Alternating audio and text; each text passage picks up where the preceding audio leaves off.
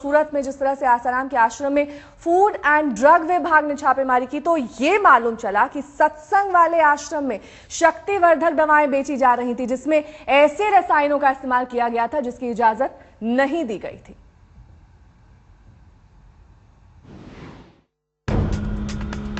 आसाराम के नए खेल का खुलासा। आश्रम में बेची जाती हैं शक्तिवर्धक दवाएं।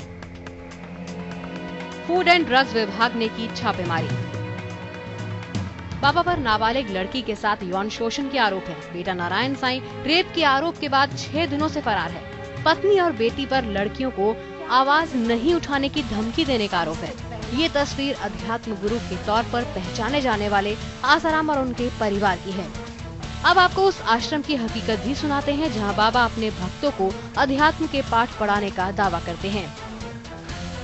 संत आसाराम आश्रम सूरत में योगी फार्मेसी करके एक फार्मेसी है, उसको हमारे डिपार्टमेंट ने लाइसेंस दिया हुआ है।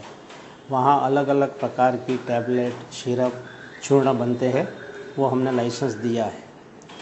वहाँ हमने जो माहौल में से हमको पता लगा है कि सोडियम नाइट्रेट, पोटेशियम नाइट्रेट या कोई शक्तिवर्धक जो लाइसेंस में नहीं आती ऐसी चीज़ें डाली है कि नहीं, वो जांच करने के लिए हमने हमारे अधिकारियों को भेजा।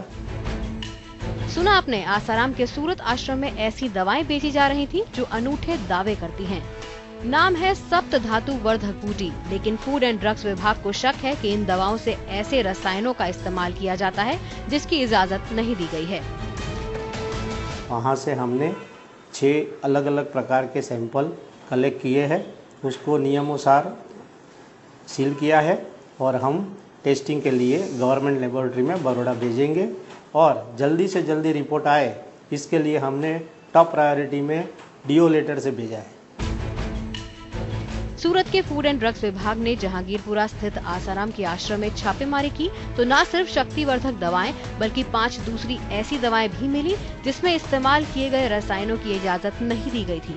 उन दवाओं के नाम है बाण बूटी, त्रिफला टैबलेट, आंवला चूर्ण, कफ सिरप और रसायन टैबलेट।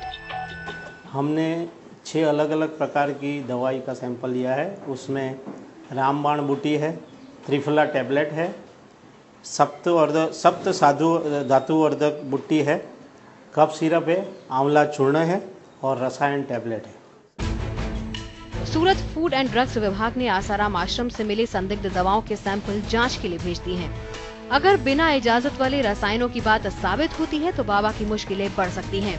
बहरहाल ये सवाल खड़े हो रहे हैं कि आखिर सत्संग के लिए चलाए जा रहे आश्रमों में शक्तिवर्धक दवाओं के बेचे जाने का क्या मतलब है। संजय सिंह राठौर, सूरत, आज तक।